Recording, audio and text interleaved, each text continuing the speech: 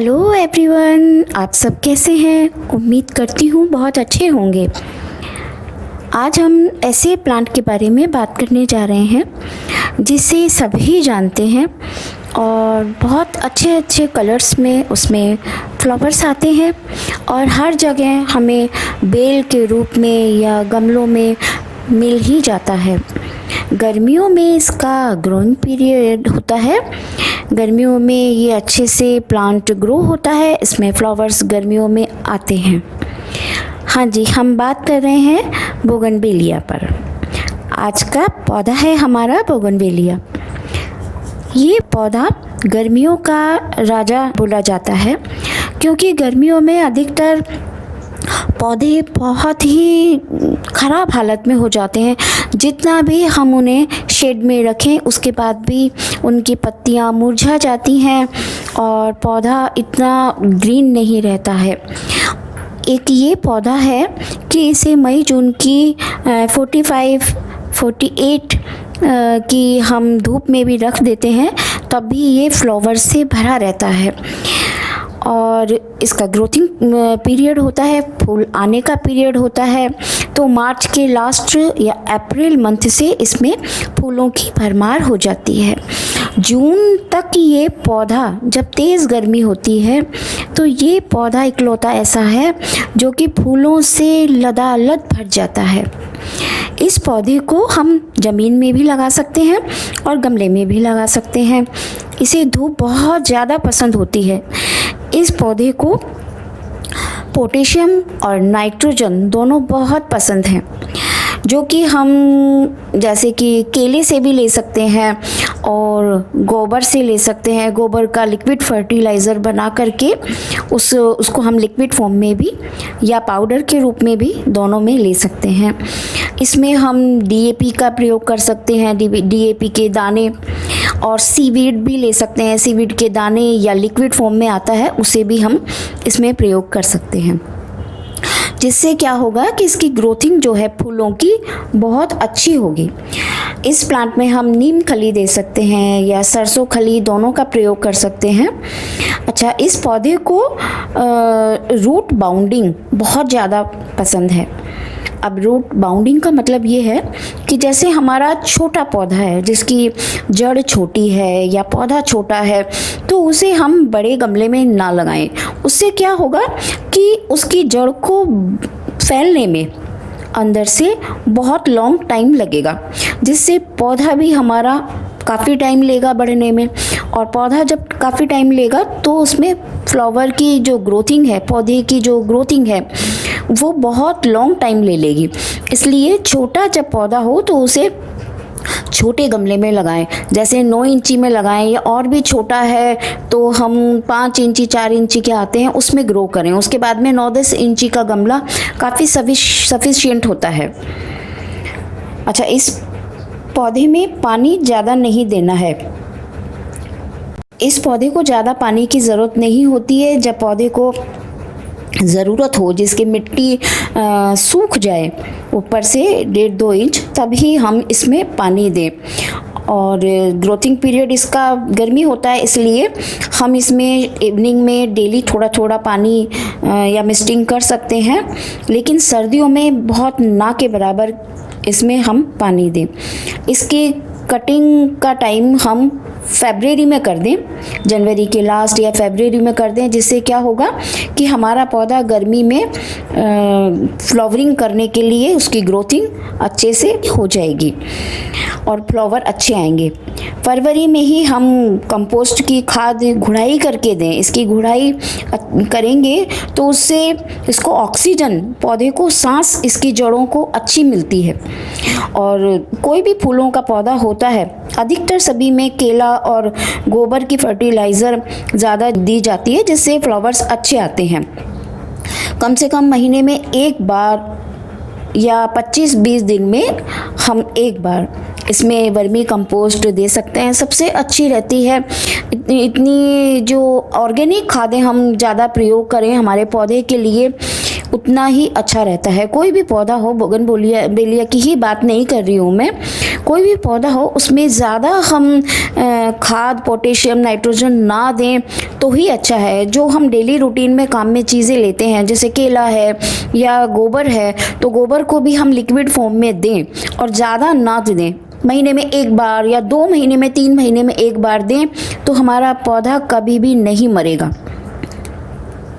अच्छा, ये कई कलर में बोगनवेलिया आती है। इसके फूल जब खिल जाते हैं, इसके फ्लावर, इसकी टहनियाँ फूलों से लद जाती हैं, उसके बाद कई दिनों तक इसके फ्लावर बने रहते हैं। धीरे धीरे इनका फूलों का कलर लाइट हो जाता है और झड़ने लग जाते हैं। सूख कर गिरने लग जाएं तो उस टहनी की कटिंग कर दें, जिससे क्या है पौधे की ग्रोथिंग बहुत अच्छी और ज़्यादा होगी, जिससे फूल भी अच्छे आएंगे। इसकी कटिंग हम फैब में कर सकते हैं जैसे बताया, और बारिश में भी इसकी पौधे की कटिंग हम लगा सकते हैं और कर सकते हैं। लेकिन हमको फंजीसाइड का प्रयोग करना होगा, क्योंकि टहनी जो हम कट करेंगे वहाँ इन्फेक्शन होने का डर है। तो हम इन्फेक्शन के लिए जो भी चीज़ें बताई हैं मैंने यूज़ करते हैं वो हम लगा सकते हैं। इसकी कटिंग हम टहनी को कट करके भी लगा सकते हैं, और इसकी कटिंग एयर लेयरिंग करके भी हम कर सकते हैं। एयर लेयरिंग यानी कि जो इसकी वुड टाइप की जो अच्छी थोड़ी सी मोटी जो है इसकी टहनी, उसको जहाँ इसका नोट होता है उसके ऊपर हल्का सा कट करके वहाँ थोड़ा रगड़ करके, इसका पूरा प्रोसीजर होता है, किसी दिन ऐसा वीडियो मैं बनाऊंगी। वहाँ पर हम कोई भी मिट्टी या कोकोपीट लगा करके उसे थैली से कवर कर देते हैं और कुछ महीने तक वेट करते हैं, तो वहाँ जड़ें बन जाती हैं, और जहाँ जड़ें बन गई उसके नीचे से हम कट कर देते हैं, तो हमारा उतना ग्रोथिंग हुआ बड़ा पौधा तैयार हो जाता है और जल्दी मिल जाता है। दोनों टेक्निक से, कटिंग से, एयर लेयरिंग से इसकी ग्रो हम कर सकते हैं। और सोइल की बात करें तो इसकी वैसे सभी पौधों के लिए वेल ड्रेन सोइल ही होनी चाहिए।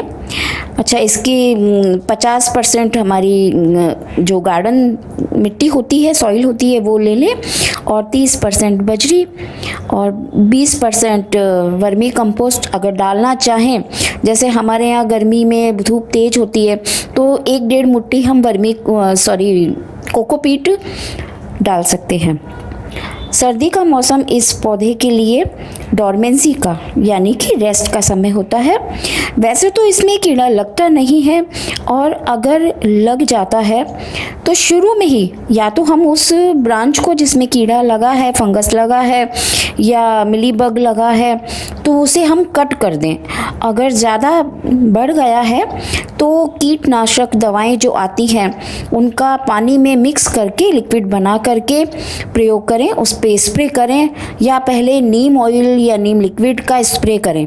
नहीं होता है उसके बाद ही कीटनाशक दवाइयों का प्रयोग करें, क्योंकि कीटनाशक दवाइयों का ज़्यादा प्रयोग करने से हमारे पौधे को हानि होती है।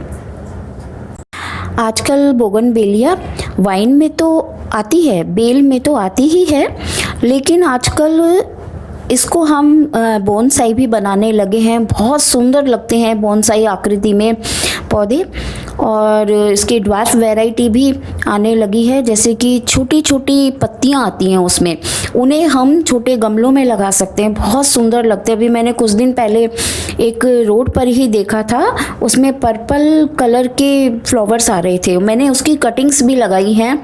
जब वो ग्रो हो जाएगी तो उस पर मेरी कटिंग्स पर मैं अलग से वीडियो बनाने की सोच रही हूँ, तो आगे बनाऊंगी जब उसमें अच्छी ग्रोथिंग हो जाती है। तो अलग अलग ड्वार्फ वैरायटी में भी बोगनवेलिया आ रही है, जिसके पत्ते छोटे होते हैं, और कई कलर्स में ये आ रही हैं, जैसे सिंगल कलर में आ रही है और डबल कलर में भी शेडेड में आती हैं, जिसमें एक ही फ्लावर में 2 कलर या 3 कलर होते हैं। जैसे आजकल आ रही है लाइट पिंक है, डार्क पिंक, और white colour, off white colour, orange colour, peach colour, purple colour, yellow colour, red colour, बहुत सारे कलर्स में आजकल बोगनवेलिया आ रही हैं, और इसे हर कोई पसंद कर रहा है। कांटे का पौधा कहते हैं कि घरों में नहीं लगाना चाहिए, गुलाब को ही प्रधानता दी जाती है कि गुलाब का पौधा लगा सकते हैं, कांटे का नहीं लगाते हैं। बट अब वो सोच बदलती नज़र आ रही है। सभी लोग इस पौधे को खूबसूरती के लिए, और ये तेज़ गर्मी को बर्दाश्त कर लेता है, गर्मी में ज़्यादा पौधे देता है, धूप में भी हम इसे रख सकते हैं, बहुत अच्छी तरह सर्वाइव करता है। इसलिए आजकल इस पौधे को हर कोई घरों में लगा रहा है, गमलों में लगा रहा है, ज़मीन में लगा रहे हैं, इवन बेल के रूप में जो बड़ी हो जाती है काफ़ी, वो भी लगा रहे हैं, क्योंकि बेल ऐसी लगती है जब बढ़ जाती है जैसे कोई चादर फूलों की बिछी हुई हो। तो इस पौधे को, आपने इस पौधे को रोड पर भी लगे हुए देखा होगा, बहुत खूबसूरत लगते हैं। तो आज मैंने जितनी मुझे इसके बारे में थोड़ी नॉलेज थी मैंने आपके साथ में शेयर की। और जिन्होंने मेरा चैनल सब्सक्राइब नहीं किया है प्लीज़ सब्सक्राइब कीजिएगा, मेरे चैनल को लाइक कीजिए, शेयर कीजिए, कमेंट्स कीजिए।